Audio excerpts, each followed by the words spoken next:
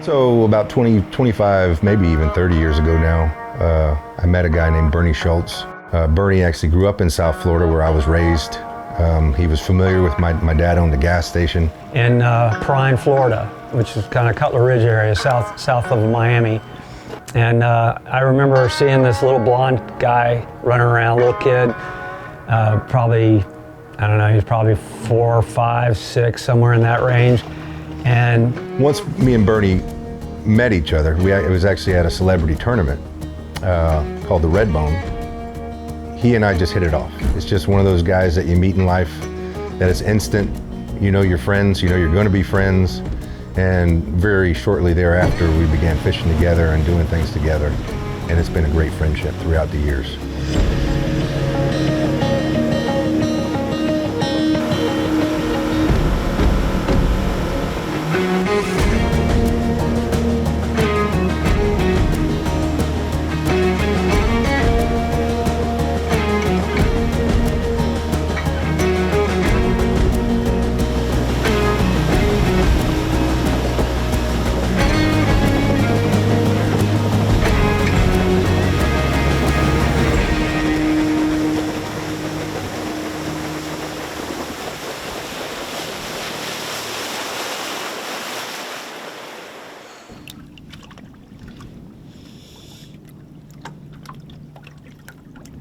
So what we got here in this scenario, this is literally like 2 square miles of really skinny water. right. And there was just a couple little ditches. This is a little false ditch created by years of current, you know, going through here. There's a couple more over here, and it's literally the deepest water we got for like a 2 square mile zone. Where there's current, there should be some bait in here. It's one of those places that it could be full of fish. It's only about 100 yards long. Or void. Or it's void. Yeah, and you'll know real quick. Are these ditches, were they created by boat wake, or? I mean, that I don't know what created this particular ditch, but it is where, as all these flats around here dry up, it's where all the water funnels to. It's like it's like a little slough through here, and I think it's just been through years of current that it's been created. Keeps it maintained. It keeps it maintained because everything else around it's so shallow. Yeah, it's remarkable. It's like kind of like on Okeechobee, you have boat trails through the grass beds, right. And boats keep those maintained. Right. But here, I don't think you have enough boat traffic to do that. No, and this is a zone because it is so shallow. So for such a broad area, most boats avoid it. Right. I just found this years ago because this is the way we cut through. If you are trying to get from A to B through this zone, this is the deepest area, even though it's only a couple feet deep. We'll see if they're there.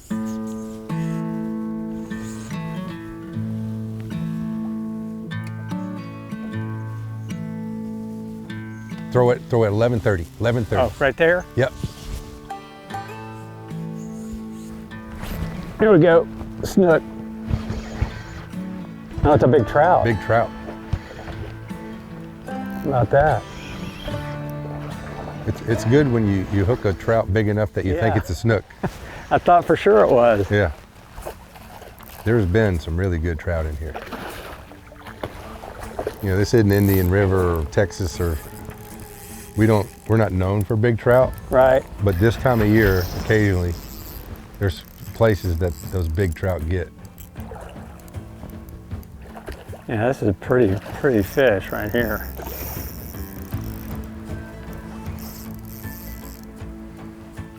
You can tell the cold water's slowed him down a little bit. Yep. Yeah, I don't know what the water temp is, but it's pretty chilly. That had to have been a trout back there because it's the same exact kind of strike. Really light. Bump it, yeah. Yeah.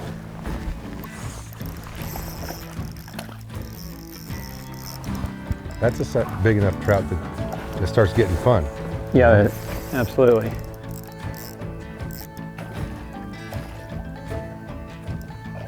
That's probably a 22, 23 inch fish. Yeah, that's a nice one. This is my favorite part about fishing with you. Watching you land fish. Not very good at it. No, you're real good at it. Your technique on landing fish from the bass deal, like that right there. You just cradle them. You see how good it is. Man, that fish might be closer to 25 inches. That's a big ass trout, bro. Hell yeah. See, the difference in that fluke, it doesn't have a split tail. And it's got that extra weight, and the silica and the salt that's impregnated into it, casts it a lot further and it gets down. Yeah, yeah. But he liked it. And what a beautiful fish. That's a good start, bro. Yeah, man. Appreciate it. Take a handful more of those, I'd be happy.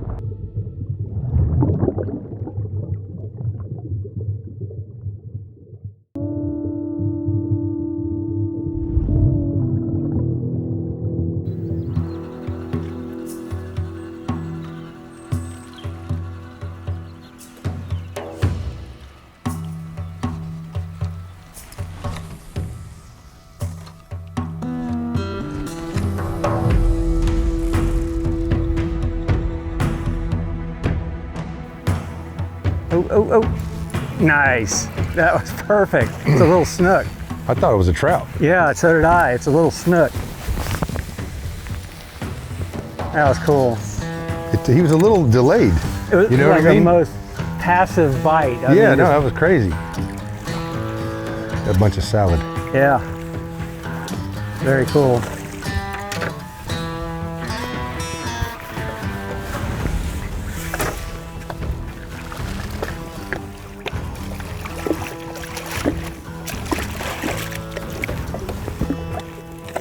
Thank you, brother.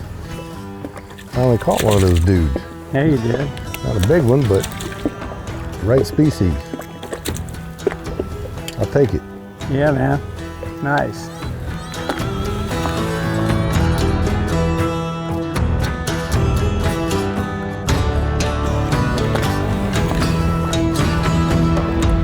That was a super, like, he was sitting there and the bait came by him and he didn't move.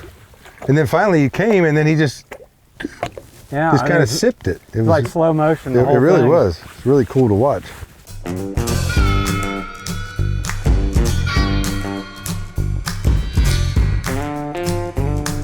It's wintertime here in the Florida Keys, and every year is different, but generally we have a front or two a week. So the wind is doing 360s. You get these cold snaps. The water's very shallow in Florida Bay, so the water cools off quickly, and that affects the fishing.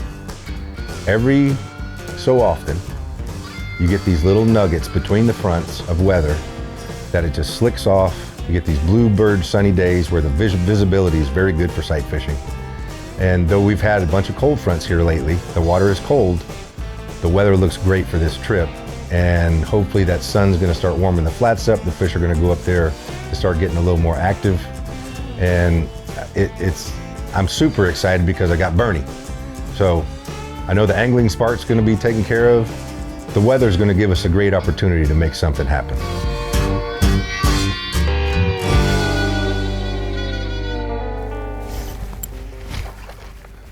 Well, Saw him well enough, I guess. I guess you did. Looks like a little red, maybe? I think it is a red. Yeah, we just spooked another one right here under the boat. Little pack of them laying there.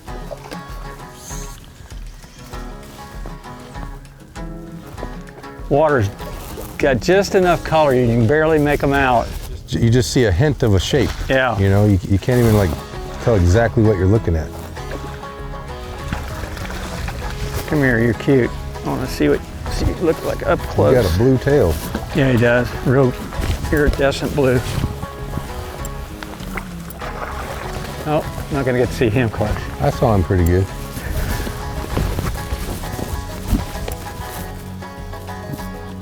One of the things that does happen this time of year, besides our normal snook and redfish activity, you know, whether we're sight fishing them on the flats or fishing in potholes or ditches, we have a great sea trout fishery here. Generally, our sea trout are not very large. You know, they're 10 inches to 15 inches, or our average sea trout. Normally, we're catching these fish in channels, we're blind casting, fishing on ditches and things like that. And though it can be a lot of fun, you're catching a lot of fish, it's not that sight fishing situation. This time of year, if you get these warm days after a cold front, The fish are getting ready to spawn, so these big sea trout will get into these shallower areas, lay in these bright white potholes, these sandy potholes. And it actually offers a sight fishing scenario that you don't normally get, and they're extra large trout for us.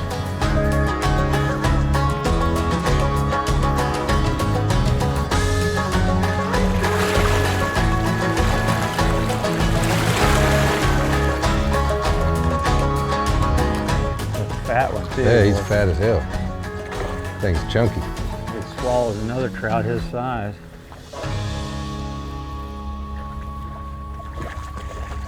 That's the one cool thing about pothole fishing too. You know, I asked you if that was a trout because it could have been a snook or a redfish or. Right, right. And when you're catching trout that size, you're not sure. Oh. Did you see that? What was that? Did you see that? A shark? Oh, was it? It was a shark. I didn't see it. I saw a boil. I didn't see the fish. That thing was going 90 miles an hour. Trying to get my trout. I didn't even have time to say, watch out. Big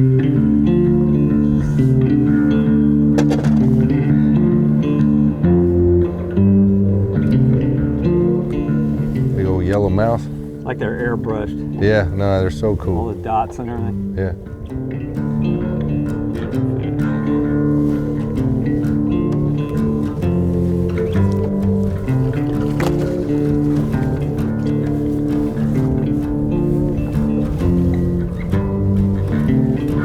Thank you, Rob. Yes, sir. Keep hitting those things.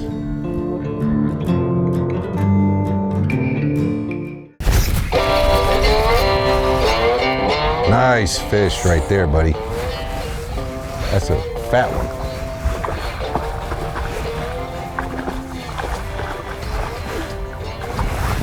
Shake that head.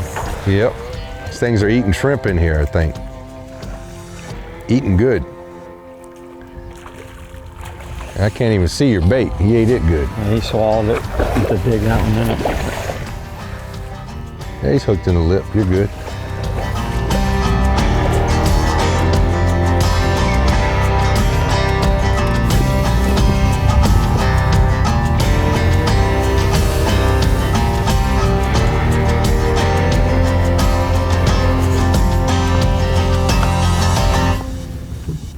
He was never coming off. Big old gold mouth on that sucker. Nice.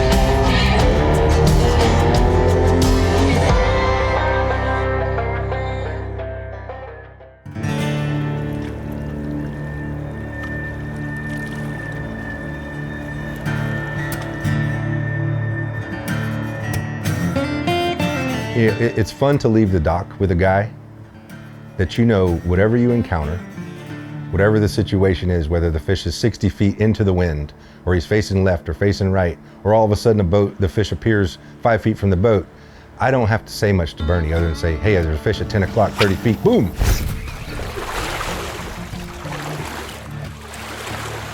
The cast is there. It's not only there, it's there quietly. It enters the water without a trace.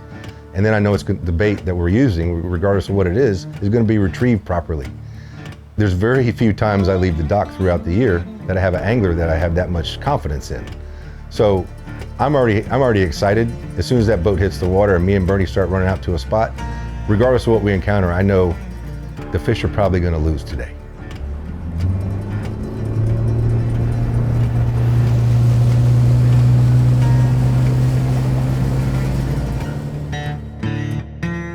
I think one of the unique things about the Florida Keys is regardless of what time of year it is, regardless of the weather that you have, there's such a plethora of species you can chase. I mean, 1 minute you can go offshore and catch sailfish certain times of the year. The next day you can run into the backcountry and find snook and redfish and trout and snappers and tarpon.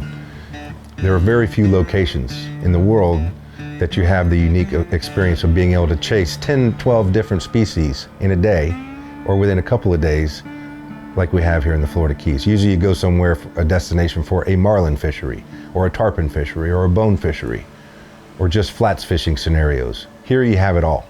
And though we may not have the best fishing in the world, we have some of the best fishing in the world because of the ability to hit different ecosystems. You have Florida Bay, the Everglades, the whole Florida Keys chain, the Gulf of Mexico, the Atlantic. All these bodies of water meet here. And it offers an ecosystem that all these fish thrive in.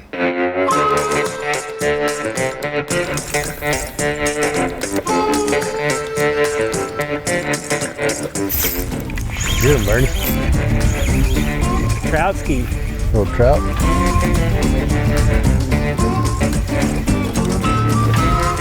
Well, he swallowed it. It's always a treat to watch a guy so skilled with a spinning or plug rod. I mean, this guy makes a living casting for bass. Whether he's jigging or casting shorelines or whatever it is, the guy's skill set is at another level. You know, I'm used to fishing, guiding clients, you know, who don't fish all the time. It's not their job. And whenever you're in a boat with somebody in that environment, that a skill is required, accurate casting. The way you work a bait is, you know, there's a skill set in doing that. It's never an issue with Bernie, so I'm always excited to get in the boat with him.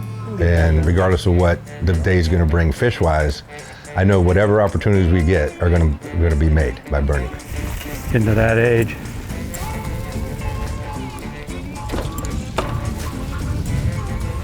I hope I'm going that strong at 70.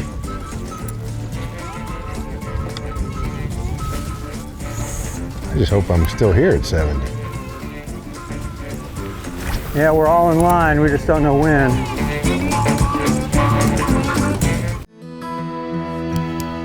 If you haven't already, go to my website, theseahuntertv.com. You can watch past episodes, shop apparel, book a fishing charter with the Seahunter Fishing Group, and watch some behind the scenes.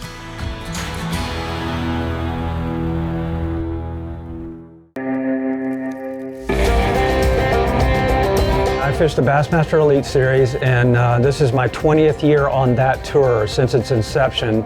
This is very likely my last season, maybe one more, but I'm winding down for sure. It's been great. I've made a living out of bass fishing, competitive bass fishing. Bass tournaments, there's a ton of pressure. It's like the Super Bowl of competitive fishing. And it's a crazy scene. There's a 3-day expo. Tens of thousands of people come to visit that expo. And then there's the arena where we weigh the fish. Another one of Florida's finest 9-time classic qualifier from Gainesville, Florida, Bernie Schultz. Bring them to the stage, weigh them before thousands of spectators in an arena somewhere. 28 pounds, 11 ounces.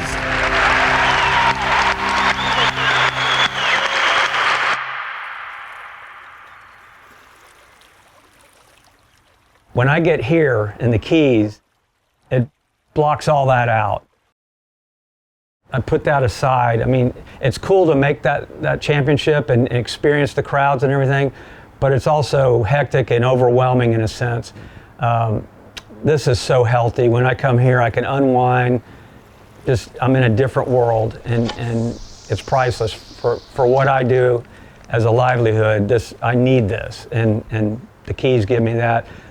Coastal inshore saltwater fishing gives me that. Oh. I think it's a snook.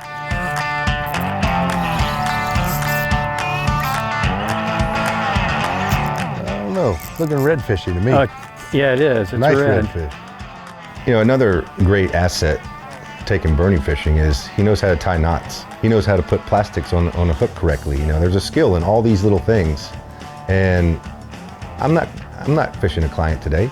We're out there as buddies. He kept offering the pole. I was enjoying watching him fish, but all the while, I did have a rod between my legs in case he was throwing at one or was hooked up to one. I could get a shot at something that we may have seen, and I saw a redfish. Kind of poached one out without saying anything to him. There we go, redfish.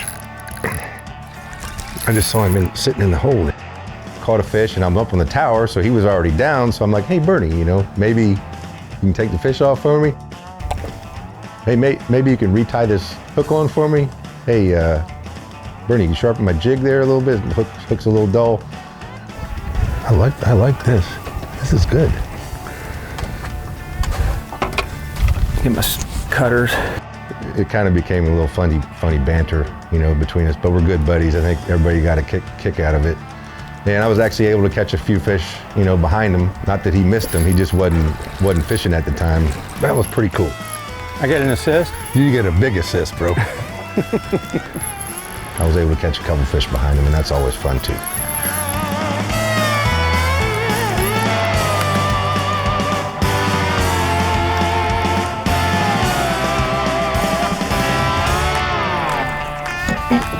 There we go again.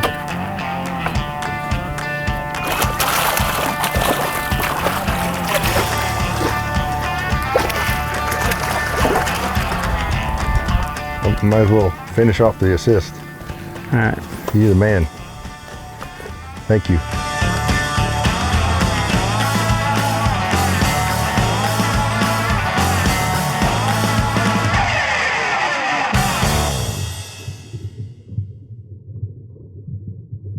Professional bass anglers are just so technical.